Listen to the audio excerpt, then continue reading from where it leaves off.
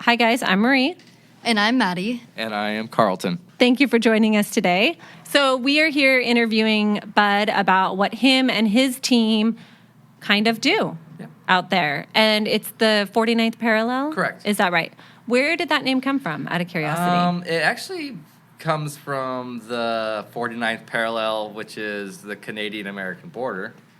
Yep. Do you guys have a bet on that? That was my guess, yeah. I was like, where'd that name come from? And she was like, I bet you it came from the Yeah, that's where it come from, because we've had lots of different expeditions up there, me and my friends just doing mountain man guy stuff, but also have had one of my really good friends who was a 19 Delta Cavalry Scout, almost lost his life up there on a trip out in the woods, and I ended up saving his life. Oh, wow. And it was on the news and everything. That was back in 2010, 2011, I think 2010.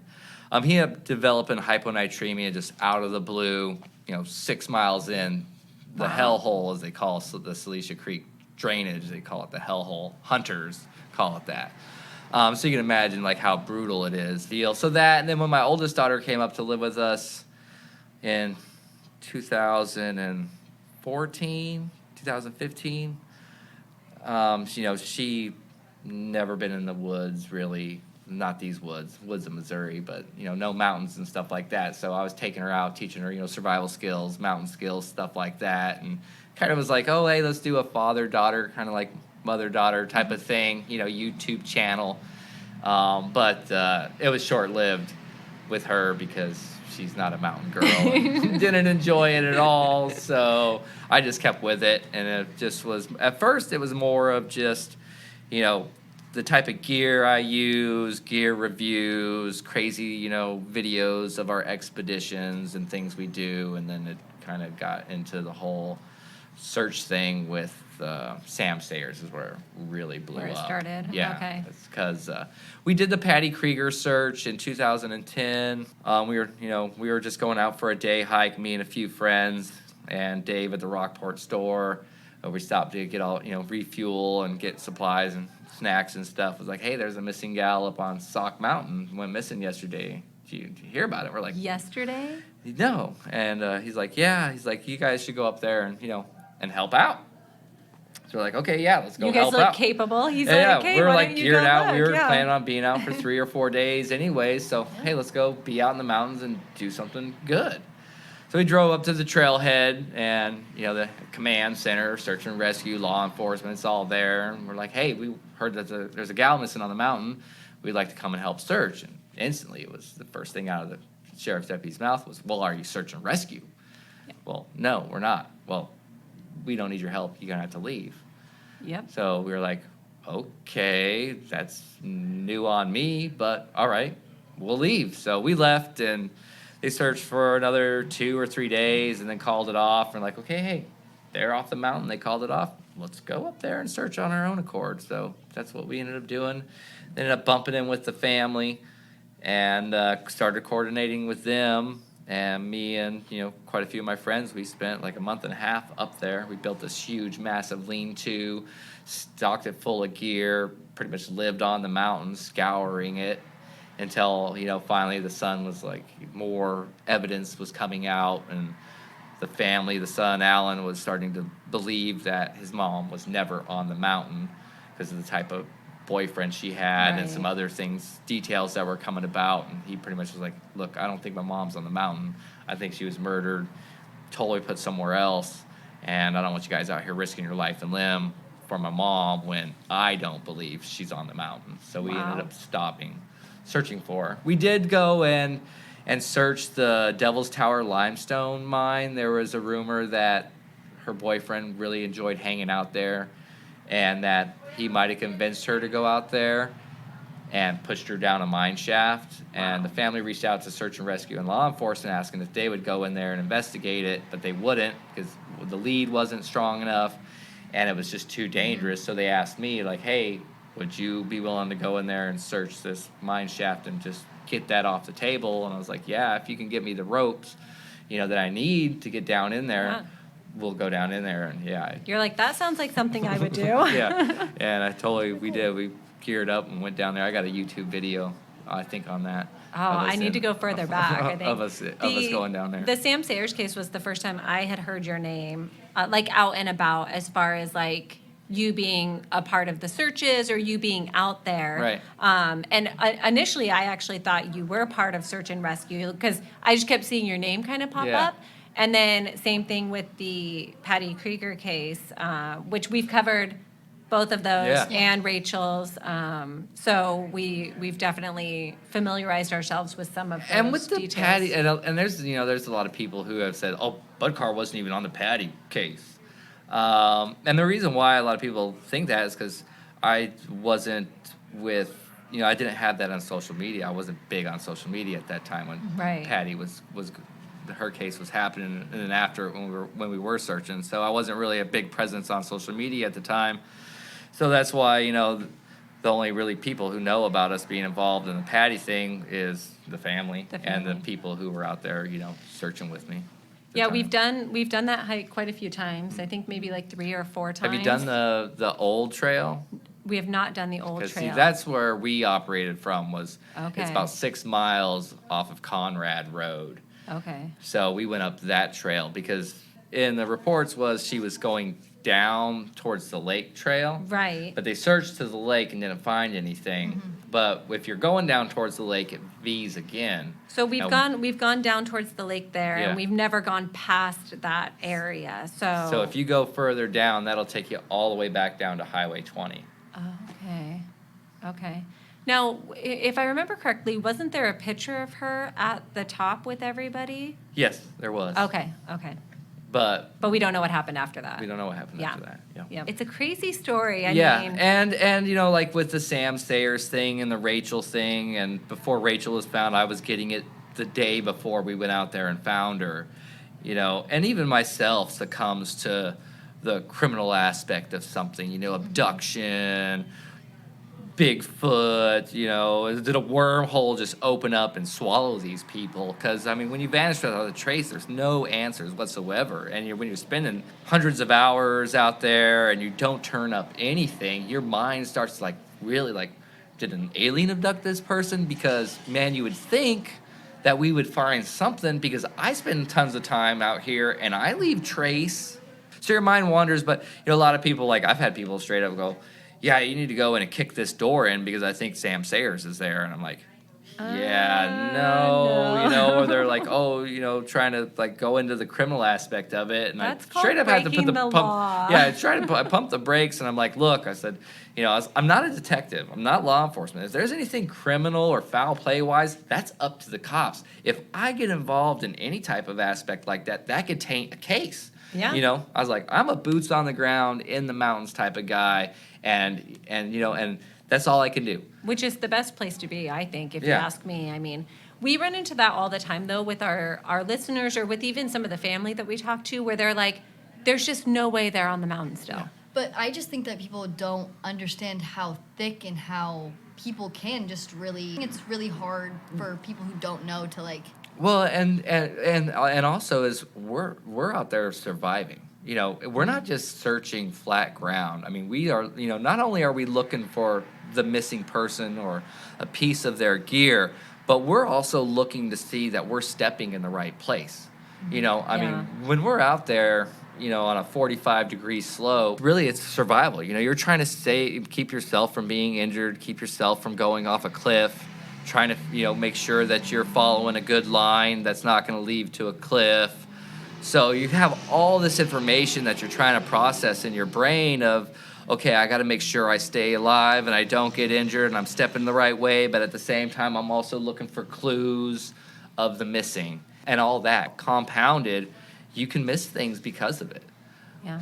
And sometimes it comes down to just, fool's luck, being at the right place at the right time at the right angle. Yeah. Because when you're talking about a slope, and in Rachel's case, last year I came within literally 15 feet of a piece of her remain Which is crazy. and didn't see it. Yeah. And then, a week or 3 weeks before we found her at the end of July, when we went down into the 4,500 foot elevation based off of this fire that Brad Dad, thought was hers, I came within 30, 40 feet of her. and didn't see her. And it's a lot to do with the slope. You know, if I'm down looking up, if it's just a foot below, 20 feet away from me, you know, I can't see it. And if I'm standing up and she's a foot below behind a log, or there's a tree there, or a boulder, you know, and I'm looking down, you're not going to see it until you're right at the right angle. I was amazed, actually, because, I mean, I know that people can remain hidden out there for forever. Yeah. I mean, it happens. But when I was watching one of the videos that you posted, you know, of kind of the terrain in the area, I was just like, I mean, it just hits you just how dense it is. Yeah. And like you said, the angle can be so important, because if she was trying to shelter or trying to like tuck up under that log or trying to get some away from the wind and the elements. some of the elements, to try to avoid the elements, then it would be really difficult to see her just walking at any particular angle. I mean, you'd have to just be at the right spot. You're pretty much right on top of her. And did I hear you say that the trail was actually closed the day that you went? Yes. Yep. And Brad Dad messaged me Thursday night, hey, I heard that the road shut down because of the fire, the Pensa Creek fire. And so I looked at, I went online and looked, and sure enough, the road was closed. So I called him back, and I was like, yep, you're right, the road's closed. And he responded, well, are you guys going to call off the search? And I was like, hell no. Come on, Brad Dad. You know me. Ain't nothing going to stop me when something's on my mind. I'm not going to stop. We'll just go a different way. Especially when you're already, like, mentally geared up to go. Yeah, and the outdoor writer and the photojournalist was already planning on coming out there with us, so I didn't want to stand them up. Mm-hmm. And then also, it's also, I really do operate, navigate my life with letting the universe guide me. I don't let the wind just blow me wherever it wants, but I will keep my eye out for when the universe is like trying to nudge me into a direction. And when I talked to Brad Dad and Jamie both that night, they were expecting that we just weren't going to go at all because of the road being closed down. And I told them, I was like, this can be the speed bump that bumps us in the right direction. Yeah. This could be what the universe is putting in our path to divert us to be right where we want to be. Yeah. And lo and behold, It was. Yeah. We went a whole different way, a way we didn't want to go. Because it was easier. Probably a harder way. Definitely a harder way. I mean, we went up straight 3,000 vertical feet of elevation through rugged, steep terrain to get to her. Whereas, up above, we'd only had to go down 1,000 or 1,500 feet from above to get to that area. So it definitely was. And then sometimes that's the way it is. You really got to pay your dues sometimes to win your prize. Yeah. If we want to consider it that. Yeah, I mean, it's funny. I think a lot of people don't look at things that way. I think a lot of people kind of are looking for the easiest way to get that payout. And if it's not going to be easy, then maybe we just do something different, or we're not going to do that. So I really appreciate hearing somebody say, you have to do the hard stuff. Yeah, my dad always said that, and I say that to my kids. I was like, as cars, we look for the hard route. That's what my dad always drilled into my head as a kid. It's like, we enjoy the hard. We enjoy the hard. You'll enjoy the hard, and I do. I enjoy the challenge. And that's the reason why we take these, that's the reason why we take these cases. In lost person behavior, these people, Patty, Rachel, Sam, Shirley now, they're in what's considered the 3% category. So, I mean, instantly, we have a mountain above us as far as chances of finding this person is stacked completely against us. And when they say it's lottery odds, Search and Rescue has said that, it's lottery odds. It in a way, it really kind of is. Yeah. But nonetheless, you aren't going to find the people unless you're out there searching for them. Mm-hmm. And even 3% odds It's better than is better nothing. than zero. Yeah. Because if I sat at home, that's what the odds would be zero. Yeah, exactly. Wow. Yeah, it's crazy. I was like, somebody reposted one of your videos on Facebook. I think you're still on Facebook jail, right? Yeah. I got 6 days left. What Don't if talk bad about pedophiles. I was laughing so hard when you said that you were in Facebook jail. No, but somebody reposted one of your videos on Facebook, and it was not the last one, maybe the one before, What Next, or it was one of those. And a bunch of people were commenting, well, why doesn't he just become an official part of search and rescue? And I'm like, because he goes out once they've given up. Yeah. Like, that's not what search and rescue does. Yeah, and I get asked a lot, and I try not to be egotistical or vengeful with my answer, but nonetheless, I will be. It's the reason why I don't want to be on search and rescue is because we're not on Team Quit. That's our little official saying in our group of why we're not on search and rescue is because one. I'm not going to be told you got to quit. I'm not the type of guy who could sit there and be like, when I got involved in the SAM thing and my father was still alive and because my dad was a search and rescue coordinator in Colorado back in the 80s. Yeah. Oh, wow. Completely different than how it is nowadays. It astounds me because I grew up a certain way in the search and rescue community as a kid, seeing how search and rescue operated back in the 80s, and even in the early 90s out there to the way it is now. Totally different ball game, right? Totally different ball game. So number one is I'm not going to be forced to not be able to go out there and search. I don't want to be told, oh yeah, hey, we decided to quit. You can't go back out there, and because if you are search and rescue and you go out and help families or search on your own accord, you can end up losing your certification. It's a liability. You can end up getting booted out of the search and rescue team because of it. And then also, there's just so many things that they do that I don't believe in doing. Like, let's take, for instance, their hours, okay? There was 9,000 hours spent searching for Sam Sayers. There was about 6,000 to 7,000 searching for Rachel. There's about 3,000 hours searching for Shirley Bauman. Hope I'm pronouncing that right. And you think, wow, 10,000 hours, that's a lot of time searching.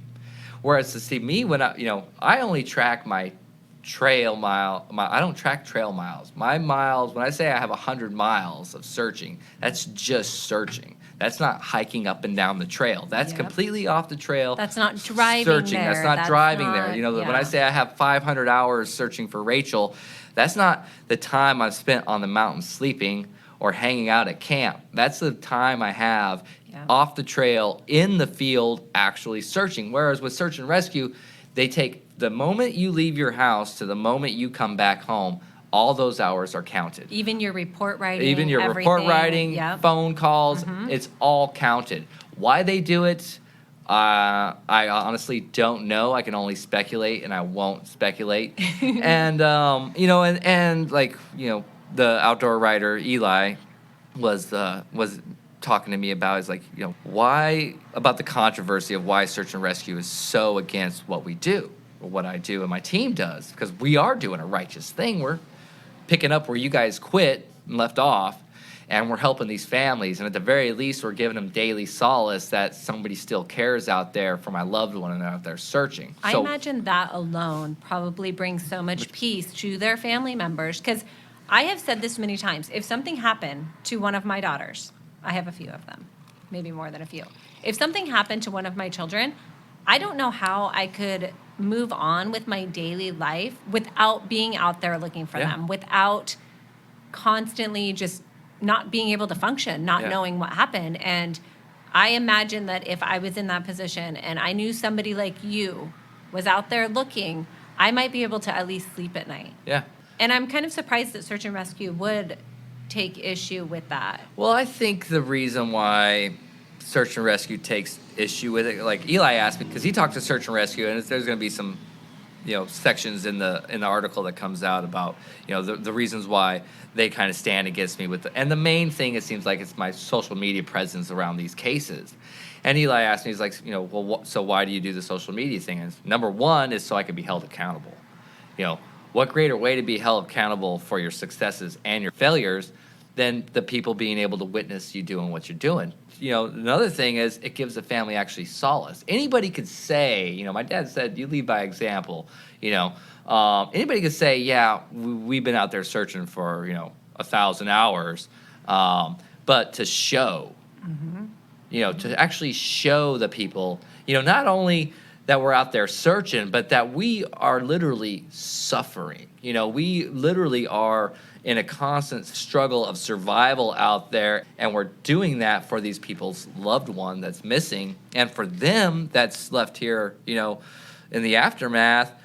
And like you said, that brings a solace and a peace to the family that's unfathomable. And how can you contend that? Not only that, but who doesn't post their lives on social media? It's the thing nowadays. And another reason is, I don't have these $8 million SAR budgets or whatever they call it. I don't have volunteers who have signed a contract or a commitment saying at any moment you call me and need me, I'll be there. I don't have those resources that search and rescue do. I literally have to put the call out to just people in the community and be like, hey, we need your help. Right. Who's out there that's willing to come out with us and help us? Yeah. So I have to use it. It's a tool that I have to use. Yeah, I'm not the great at PC or, as great on camera, but I'm an honest, blunt-ass guy, and you could either love me or hate me for it, but I'm going to tell you straight up how it is, and at least, you'll get the truth from me. And like my mom always said, you can't please everybody. 50% will love you, 50% will hate you. And I'd rather have the right people loving me and the wrong people hating me than the right people 100%. hating me. Well, here. I feel like in this situation, the family's all that matters. Exactly. Honestly. And that's where I'm at, Yeah. And, the law enforcement, search and rescue, everybody can say what they say, and I really don't give a damn. But that morning when Brad Dad gave me that hug after, finally for the first time of seeing each other after, we found Rachel, that's all that matters. When Brad Dad calls me up and he tells me I love you, when he tells me, hey, I'm so proud of you. You've given me the greatest gift in life, other than what his, mother of this child did for him by giving him his Right. child. That just The rest of it doesn't really matter, does matter it? at all. No. Now, Brad Dad is Rachel's dad, right? Yes, Rachel's His father. name is Brad, I'm assuming? Yeah. Okay. But they everybody in the family called him Brad Dad, and since now I'm considered family, I get to call him. One thing I wanted you to tell our listeners is about this article and where they can find it when Okay. it does come out. So it'll be coming out in the Spokane Daily Review, August 29th. It'll be out online or front page of the Spokane Daily Review. And it should be online as well? Yes. Okay, perfect. So they can go and get more in-depth story on you and Rachel and all of that there as well. Okay, so go and look for that. Have you looked for anyone and not been in contact with the family of that person?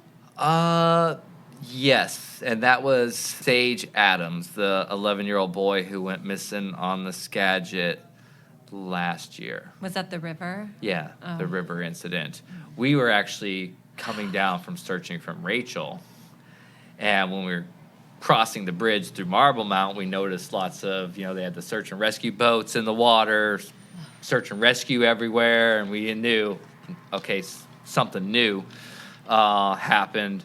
And so we, we're headed back home, went back home, told, my wife and kids, hey, there's something going on. So we started, reaching out to the community. Hey, we see, there's a search and rescue mission going on in Marble Mount. What's going on? And they're like, oh, yeah, there's an 11-year-old boy who went missing on the Skagit. So, child involved, it's immediate. Yeah. So we totally just, revamped all of our gear, resupplied, and went out and started searching. With trying to get as much information of where they've covered and what was going on at the time. But we immediately just turned around and went out and got into the woods and then, started to let people feed us information while we were out there. And we searched for a couple days. Then we ran into the father. I was taking a couple of my team guys up Highway 20 and showing them, from the road, like where the sets of rapids are, where the father flipped over. And then trying to just get an idea of, where to cross, because we're, this is how we operate when someone's missing. When we're doing a search mission, I hate spending and wasting time and energy going to and from a search zone. I would rather just take all my gear, get it in there, set up camp, stay on there, because to me it's like, hey, this person's out here laying on the ground somewhere So can alone, we. cold. suffering, you know, the least I can do at the very least is be out there experiencing the same thing that they are. Yeah. So that's one reason also why we do it that way. And then two, it saves on time and energy. I could spend more time and energy focused on searching. So we went out there for a couple days, staying over the night, searching the east bank because they didn't get too much on the east bank because you have to come in on foot, if not by boat. You have to come in 7 miles from either New Halem or 7 miles from Marble Mount to get to that specific area where the big four rapids are. And it was just me and Ryan. Everybody else was working or out of town. And so we're camped out right on the old railroad grade. It's evening. We just spent like 5 miles searching that day on the eastern bank. I ended up finding where the father came out of the water. I found his tracks where he came out of the water. Oh, wow. Didn't find any tracks of anybody else coming out of the water other than him. And we're laying in our beds. It's kind of rainy. You know, we ended up borrowing this one-man raft. Oh, this was horrible. It was a one-man raft that I borrowed from a friend. And me and Ryan's like a 240-pound guy.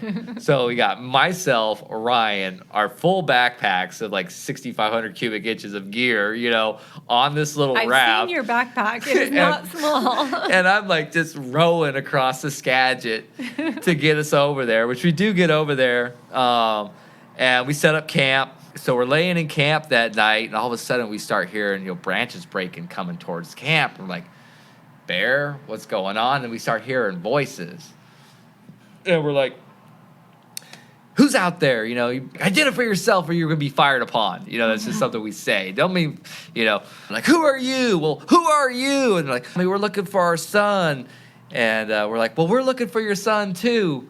So they finally come into camp and they're just soaking wet. They have hardly any gear at all. There's 4 of them. 3 or 4 of them, you know, and they came from New Halem. So they just spent all day searching 7 miles from New Halem on the eastern bank of the Skagit to where we were at. And they had either 7 more miles to go, and this is like 9 o'clock. Or they had to go back. Or they had to go back 7 miles. And it's like 9 o'clock at night at this time. And they are soaking wet. They have no rain gear, no tents, no shelter, hardly any food. And they're like communicating with their people on the road across the river by radio, you know, like, what's going on? Where are you guys at? How long is it going to take? And they ended up asking us, like, well, how'd you guys get back here? Like, oh, we took a raft. They're like, you got a raft? We're like, well, if you want to call it a raft, but we got a raft. It took like 5 hours to ferry these 3 guys across the Skagit River in this little crappy raft that we had. Gosh. Thank goodness it was a Zodiac brand with a hard bottom, but nonetheless. So I ended up ferrying his father and his 2 friends back across the Skagit and dropped them off, and then never seen or heard from them after that. And they gave me a shout out for on their Facebook page that they had up for rescuing them, as they called it. So Wow. We've seen not that exact thing, obviously, but with a family member of Tom, was it? Yeah. Oh, Tom Simonson? Yeah. His son thanked us for mentioning him on our podcast and watching Yeah, we our couldn't video. respond because it was a review. Like, he left it Yeah. on a review, Yeah. but that was really Because my mom nice to did hear. the hike when Rachel went missing. I did it a year After the Rachel day, went the missing. same day, a year Oh, after she went missing. So And she just to get a could- video of all the terrain and the Yeah. hike.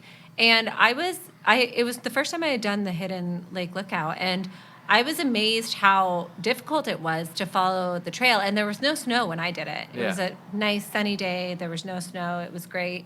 And she actually had a snowstorm come in. So I can't imagine without GPS. There's points in the video where I'm like, look, this is where I'm looking. I'm on like a boulder field right now. There's no trail. There's cairns over here and there's cairns over there, but I don't know which ones to follow if I don't hate have cairns. I kick cairns over. I'm I- a cairn killer. I am. I just think that the idea of them is great.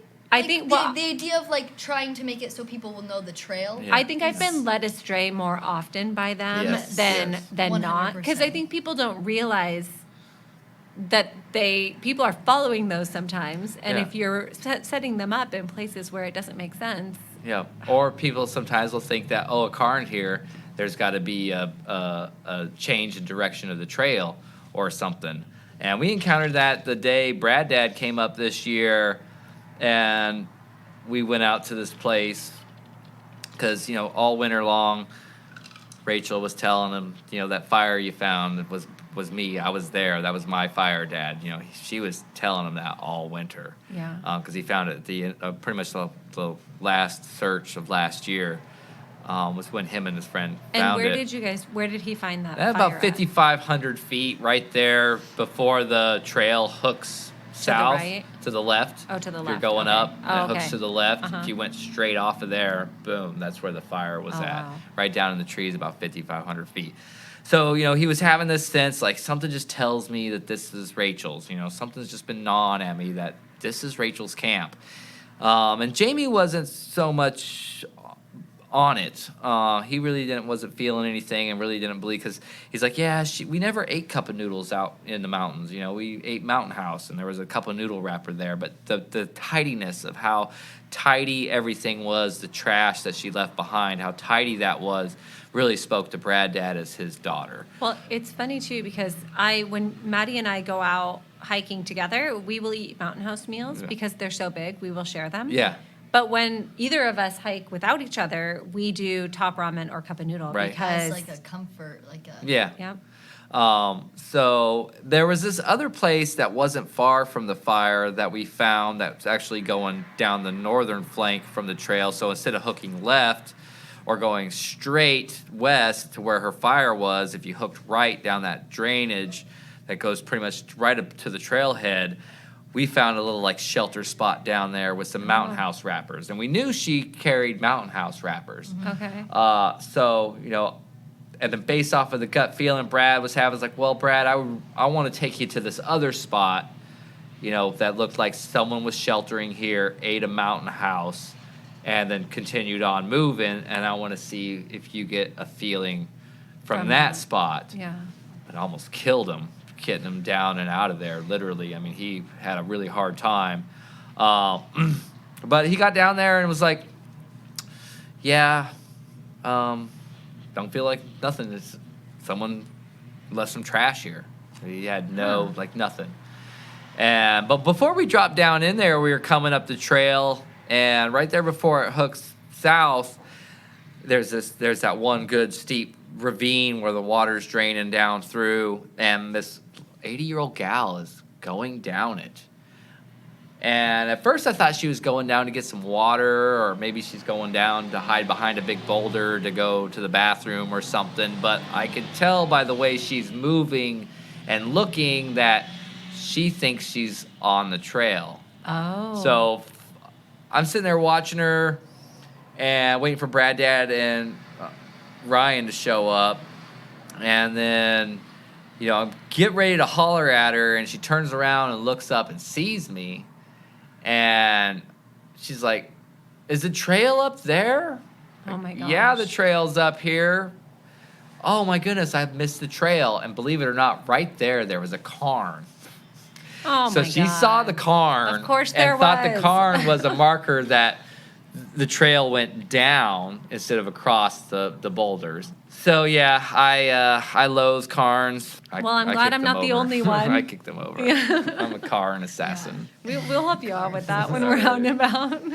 And the crazy thing about it is so in 2018, a really good friend of mine and one of our teammates, Cody Turpco, he ended up getting in a bad car wreck, and he was born October 17th, and he died on his birthday, October 17th of 2019. Well, Rachel's birthday is October 17th.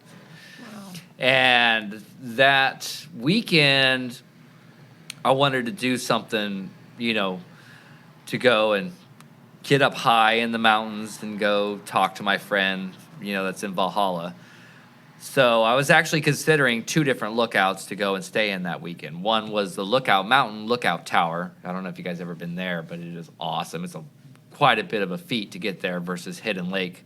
What's it called? Lookout Mountain. Lookout Mountain? So it's I've like heard of it. I've it's heard the of it, it's yeah. the first one once you get up Cascade River Road. But you pretty much park on the road, and it's 6 miles to the lookout. Okay. So you're starting from 1,200 feet, All the going way all the up, way up to yeah. 6,000 and something.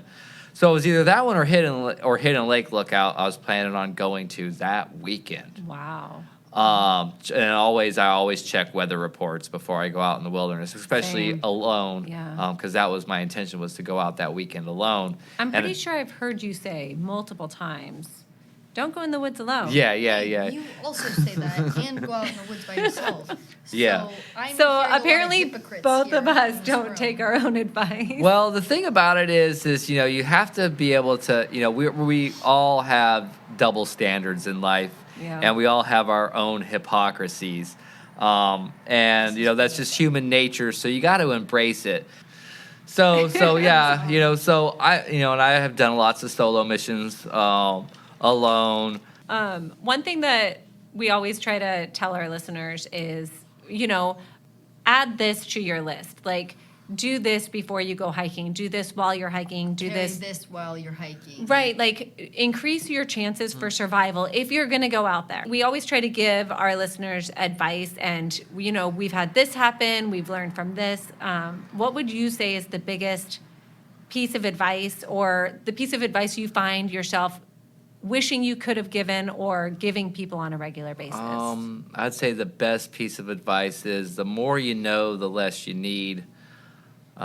Second piece would be the old adage of it's better to have it and not need it than to need it and not have it. Mm-hmm. In the Northwest, our mountains create their own weather. You could have beautiful 80-degree weather, and then all of a sudden it's dumping down rain Been there, at yeah. 7,500 feet. So rain gear is a must. Me personally, I keep all my gear. I have a 65-liter Sea Lion dry bag that all my gear goes into inside my backpack. And it don't matter if it's going to be sunny for a week and it's calling for sun for a week. I still have all my gear in that dry bag year round, no matter the season, because the moment your gear is wet, Yep. you're in trouble. Yep. So definitely always think about waterproofing. I'd say number one thing is, if you do go alone, make sure you're going somewhere that you have been before. Have a detailed itinerary for your loved one back at home. What's your out time? Yeah, and stick to it no matter what. If you say you got this time of turnaround, turn around at that time. It's that turnaround time that gets a lot of people, because we have this built in, like, we don't want to go back. Yeah. We don't want to. Summit fever. Yeah, we don't want to cover ground without making it to the top. And I've done it when I've hiked higher peaks, and I've done it when I probably should have turned around at some point, and I didn't. And, you suffer the consequences of that. But I think a lot of people who get into trouble, they didn't know that they were really in trouble until it was too late. Yeah, and it happens quite a bit. And that was the nice thing about that old lady that we helped out that day, was that she had a turnaround time of 3 o'clock, and she stuck to it. If she would have deviated from and she was like, once it hit 3, she had it set on her alarm on her phone or her watch or whatever, that once it hit 3, she stopped and turned around. Yeah. If she would have been 5 or 10 minutes past that, we would have never met her. Yeah. We'd have been down in the woods and would have never seen her, and she could have been another gal missing or perished on the mountain. Yeah. So it really is critical on sticking to your plan and not deviating from it unless you're forced, and also have a backup plan. Like I've been in the wilderness in Colorado, and the only thing I had on me was my clothes, and I'm literally stuffing, pine needles and leaves and debris inside my clothing for insulation to stay warm. Yeah. So it really does come down to knowing how to survive with the bare minimum, because you never know when you might end up with the bare minimum. Yeah. Even if you got a whole pack full of gear, what if you lose that pack? What if you lose your pack? What Yeah. if you lose your pack and all your gear and you have nothing? We talk about that because we hike together mostly. I mean, she's the person I hike the most with. She rarely goes hiking without me, and when she does, I'm super stressed out about it. Yeah. It's really bad. But in my pack, I always carry our shelter, because we we usually we both have our own tents now, but we Yeah. usually just take one with us. Yeah. So we usually have our gear split. And so we've always talked about, okay, so if I have the shelter, you carry the food, let's give ourselves the best chance of survival if we lose one of these packs or Right. something happens. But we carry more gear than we ever need on a day Yeah. hike when we day hike. Yeah, we look so like we're just being dramatic on day hiking. Our legs are Well, that's good. I know. I get it sometimes from the Is there outdoor someone to community. spend the night up there? are you guys sleeping up here? Right. No. I get that from the outdoor community because I'll have my tent with me, but I also carry a bivy for my sleeping bag. My sleeping bag is in a bivy all the time. So it's like, well, you got a tent. What do you need a bivy for? It's like, well, what if my tent gets destroyed? What if the wind rips my tent away while I'm gone during the day? Well, and if you can handle the weight, right? Yeah. Like we're trained to carry a certain amount of weight, and so when we go backpacking for a week or a longer period of time, we can handle that weight Yeah. because we carry it all the time. Yeah. So why not condition yourself to carry that little bit of extra weight, even if Exactly. it's like 25 pounds? Yeah. That might save your life. Yeah. Yeah. Why are people not carrying, like? Where's your map? Where's your compass? Where's your GPS? Yeah. Where's your gun? Because Yeah. I'm sorry, but I want all of those things when Oh, yeah. I'm Well, hiking. if it makes you feel any better, all the young people that I know that hike, all their parents made them get Garmin's Because so of they you? all have Garmin's. Yeah. And some people are, cavalier about it. Some people, can't afford it. It's not, it's not It's not cheap. It's not Yeah. cheap. You can put it on hold though. You can Yeah, pause it. You can pause it and everything. I but use then it year it's- round though. Yeah. but- But then it's, it's one of those things that you get it turned off, you forget to turn it on. There definitely needs to be more awareness. more awareness with. Well, especially with it's very trendy to hike right now. Yeah, oh, and yeah. so a lot of young people, especially, But I kind of attribute a lot of it to these big box stores, REI and all these other outfitters, Cabela's and whatnot, and these people get a sense that it's an amusement park ride. You start at the trailhead, you go to the lookout, and as long as you stay on the trail from A to B, you're going to be pretty much fine. keep And it's your like, hands and feet yeah, inside the vehicle at all times. Yeah. And for the most part, that's true. But the moment you fall out of that ride, Yeah. you step off of that trail, and you're in. Well, it's like the Geraldine case that we covered. Geraldine Largay, who was found less than half a mile off the trail. She just stepped off the trail to go use the bathroom, Yeah. and then Never couldn't found the trail again. couldn't Yeah. find her way back. Yeah, and she was real close. And Real she was there close. for like a week. no, well, 3 weeks according to her journal 3 entries, weeks, but they yeah. don't know if the last one Or was if that correct. she was like losing her mind and Right. entered the wrong date or so lost they track of think at days. least 2 weeks A she was couple alive weeks, out yeah, there. yeah. Yeah. So And close just to the trail. couldn't find her way back. Yeah. And they knew about the area that she had gone missing, and they still couldn't find her. I mean, it's so easy. insane. When we have to use the bathroom, we don't go far from the trail. Right. We just don't. And one trekking pole stays there, and you have to be able to see it Yeah. from wherever you are, period. And, it's. I'm sure we've had people accidentally walk up on us when we're using the bathroom, but I'd rather that than Yeah.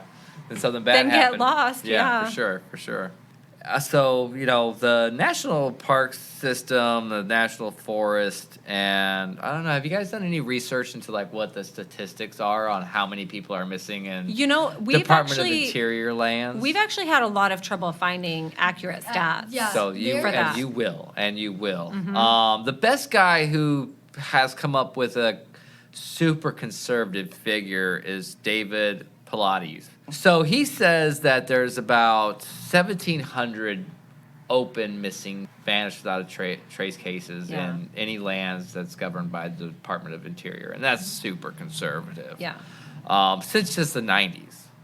And that's a huge number. That's a huge Even number. 1,700 across all the states. And we're not talking about indigenous people on reservations. Right, that's a whole other That's a whole other nother thing. crazy number. Yeah. So we have this, huge amount of people going missing in the woods. Department of Interior and the sub-departments, the Forest Service, the Park Service, they don't keep any records. And I think that by them kind of trying to keep it hush is contributing to the amount of people going missing. Yeah. You know, Because people don't know how because dangerous people don't it know is. how dangerous it is. I mean, it's still called the wilderness for a reason because it's Yeah. wild. And if people did know more about the cases of people missing, maybe they would take more precaution into going out there. So, and a lot of them are clustered. You know, like Yosemite is a huge cluster Yes. of here in Washington State. There's like 4 good-sized clusters right in our neck of the woods. You know, Skagit and Snohomish County has got a large cluster of Yep. missing people in it. And hopefully, hopefully one day that'll change and they'll start keeping statistics on this. I'm amazed that they're not required to, or maybe they just don't want to share them. I don't know. I but think it comes down to if they make the wilderness or the parks or the forest more dangerous than what they're trying to portray, then they might lose all that recreational funding that they get for Yeah. selling their parking passes yeah. and Yeah. outdoor passes and stuff. here, you don't hear as much. There's not as much in the news. I mean, obviously, there's exceptions to that. Sam Yeah. Sayers. We even compared Sam and Rachel when we were covering both of those cases. Yeah. Like, there was so much out there about Sam Yeah. and barely anything out there about Rachel. And our listeners already knew who Sam was, Yeah. but our listeners didn't know who Rachel was when we did Rachel's case. That's like Sam Sayers, the Facebook page had like 90,000 followers at the height of it, and then Rachel's got like 3,000 or 4,000 on the Facebook page. it's crazy. It's And they're Like, both just- 28 years yeah. old, young, single very women. similar. Yeah. You know, I out there just in the think wo- that in the it's timing woods. and luck with any case. It is, media and just coverage. something. Yeah, it's just one of those weird, nuances out there that maybe Nope. it was because Sam had a bald head. Maybe it's Yeah. because she was from Seattle, where big city like Seattle versus Moses Lake for Rachel. Right. It's hard to say on how it's going to go, but it does have a big impact on the family's ability to continue to search for their loved one. Like Funding. in Sam's case, tons of funding, tons of donation. This one gal bought, when we talked about setting up a forward operating base up there, she bought, a canvas wall tent, 12 foot by 12 foot canvas wall tent with a wood stove and had it mailed to Kevin's house. Wow. And then tons of money being donated to their GoFundMe, which was flying in canines and their handlers, flying gear and us up and down off the mountain by helicopter. We saw all of that. And then Well, and that's one of the reasons we wanted to cover the Rachel case. Like, it was a lot harder for us to get information about it, and it was a lot harder for us to. I mean, we really had to dig for any information on Rachel's search and what happened with that, and just anything about her. And that's one of the reasons we wanted to cover it. It was a shorter episode. Yeah. We did it on our Patreon channel originally, and then decided to release it to our regular channel when Tom went missing on the Yeah. same hike. But we had to make it a Patreon episode because it was so short, because there wasn't a lot of information. So it turned into a bonus episode instead of a regular one. And we kind of hated that there wasn't more information about some of these people who are still missing out there, Yeah. who their families are still looking for them. And it's tragic to me that nobody knows about them. Yeah. And like you said earlier, that's another good thing about keeping it at the forefront of people's minds and keeping it out there, is they can't be forgotten. These people cannot be forgotten. Their family's not going to, aren't ever going to forget them. And as society, because they're members of our society, we should try to make it a point to keep them at the forefront of our minds also. And Yeah. anybody who's willing to do that got my blessing. Same. Yeah. Well, have you heard about Israel Keys? Yes. Oh, that is my mom's It's my- favorite human being. No, he's Not favorite, sorry. No. He's my Wrong. favorite person to blame for unsolved murders. Yes.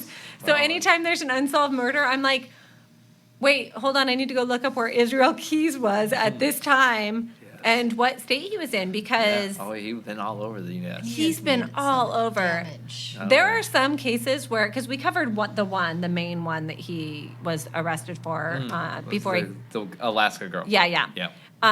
But I would say he's come up in at least 10 of our cases where I'm like, actually, Israel Keys was in this state Yeah. or was Oh, 6 yeah. hours away from this place, and that was his MO. Yeah. Go somewhere, rent a car, drive, do Yeah. whatever. Bounce all over Yeah. the His place. MO was Bury buckets of murder murder. murder kits, his murder buckets. Yeah. And then that was the thing that I think made him so successful was he didn't pick victims, he picked location and then And just opportunity. let opportunity, because most crime is about opportunity. And then, hey, this person's in my kill zone. And it's the best way to not be under suspicion, Yeah. right? Because you weren't there in the first place. Yeah, You didn't yeah. belong there. There was no reason for anybody to suspect you were there. And at the same time, it's like, in Sam's case, now you kind of, we've at the end of it, the search that first year, and then the second year we went back up there in 2019 until the Rachel thing happened, and my focus turned to that. But you start to leaning that way, like, okay, was she abducted from the trailhead? She's in a notorious area. All the facts surrounding it. She would probably been the last one coming down in the evening after everybody else. And you start leaning that way, and then like in the Rachel's case, there was people leaning that way. Even some people in my team was like, Maybe even she's not up myself, here. maybe she's not up on the mountain. Yeah. Maybe she was. Maybe something happened. Maybe she did make it down and got to the road, and then got picked up by some weirdo, and then we'll never find her at all. But then you stay out there searching.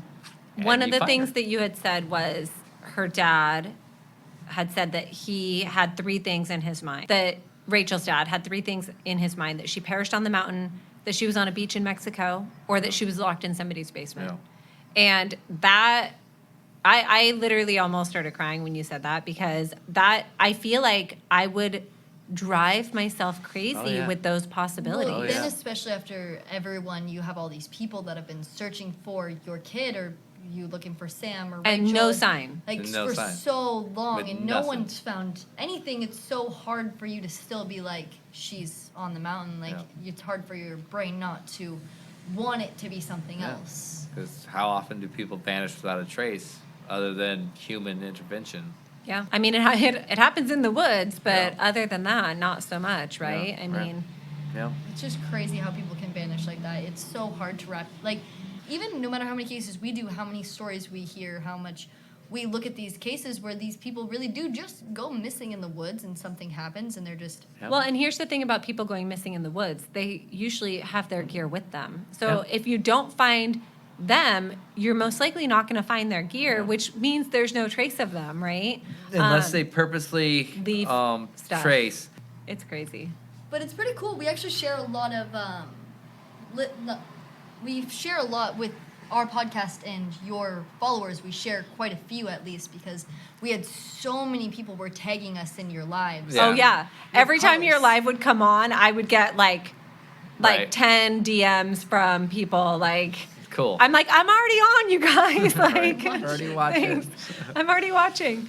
But yeah, so I mean, a lot, even on like the Sam Sayers Facebook, people are like, oh, you guys should interview Bud Carr, and I'm like, yeah, wouldn't that be great? Because I think that people see a lot of value in what you're doing, and they know that we really do care about people being safe and people being found, and we take this shit pretty personal. And you go out there and you put in your work too. We That's do. the reason why I agreed to your guys' coming on your podcast so soon, is because we you guys are out appreciate there. that. You guys are out there putting in your work. You're going out there and hiking the trails that these missing people have hiked on, and you guys are real sincere about it. So that's why I agreed to come on. Well, we definitely appreciate you coming. I mean, it's hard for people to know how you really feel about stuff, and I think a lot of our listeners know that we really care, and we do put in the work, and we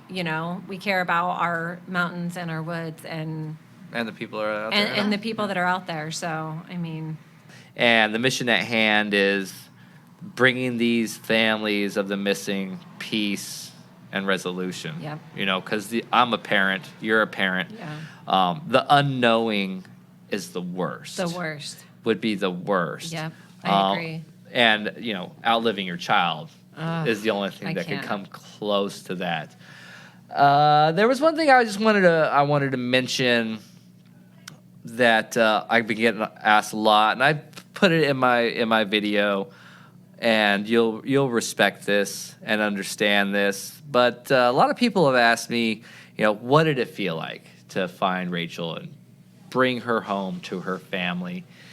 And the only thing, it's such a spiritual experience with so many different emotions, joy and sadness, anger. And I could only compare it to the times when my children were born. Yeah. That just The overwhelming. the overwhelming emotion of that experience, which is, for better or for worse, is truly a blessing. No matter what the outcome of it is, even if your child's born and they have medical issues or conditions or whatever, it's still a blessing no matter what to you as a parent. And so I really want people to, because people ask me a lot, and so I really wanted to convey that to you and to your listeners, that really is, it's unfathomable. It's hard to express it in words, but if I was to compare it to anything, that's what I'd have to compare it to. Would be I like it. when my children were born. Yeah. Well, where can our listeners find you on social media? Well, when I'm out of Facebook jail, you can find us on 49th Parallel on Facebook. After the whole Sam Sayers thing, I really tightened up my personal Facebook page. So it's really hard to friend me or find me on my personal page. Then we have our YouTube channel, 49th Parallel. And then it was 49th Parallel on Instagram, but I changed it to Garuda King 1978. I might change it back to 49th Parallel. That was there towards the end of the Tom thing and the height of, you're scamming families and everything. And started to get the hate mail and the hate texts. And I was really just ready to wash my hands of it all. Because in the Sam Sayers thing, they doxed my address. There were people coming by the house being weird, That is not okay. driving by real slow, sitting in the parking lot with their cars running at night, and I'm on the mountain. And That is not okay. my wife and kids are at home scared to death. And luckily our landlord lives right next door, and he's a pretty awesome old man, and he's like, if anybody comes fucking around here, I'll kill him. I'll shoot him. I'm right here, and whatnot. So, when it comes to that, and you really got to, you got to protect your families, number one. And it's a shame that these people are out there that are willing to do things like that to silence you and to pretty much eradicate any hope for these families to have resolution, something. But we will also put links in the episode to your social media, at least for the 49th Parallel, so that people have access to that. Yeah. And, well, we really, really appreciate you sitting down and chatting with us. I mean, Yeah. I've wanted to talk to you since I first started reading about you. I'm like, I'm going to figure out what's going on with this guy. What's everybody's problem? So I don't know. Well, that's what they say. Bad press is better than no press. Well, I guess. I don't know. You do have people hanging out outside your house. So. Yeah. That's not too good. But now we got some good. We got some good dogs that are very protective. So if anybody wants to come around, they're gonna get probably chewed up and then shot by my landlord if I'm not there. Yeah. So. All right. Well, thank you so much for joining us. We really appreciate it. No, I really appreciate it too. Thank you. All right. So thanks for tuning in, you guys. Hopefully you enjoyed our interview with Bud Carr. We are releasing this today, even though we were going to take this week off. We lied to you guys. Yeah. So this is coming out today. And next week, we're going to be taking off. It just kind of worked out that way. So thanks for being patient, guys. We are super busy right now. But if you need more content, come check us out on Patreon. The link is in our bio on Instagram. Yep. Or most other places. You can probably find it. And go check out Bud Carr. Check out his article that came out yesterday. It's pretty amazing. There's some great photos in there, and the writer did an amazing job. So, yeah, thank you to our listeners who tagged us in all of Bud Carr's things. well, and every update. Thank you for tagging us in every update that you guys see on any of our cases.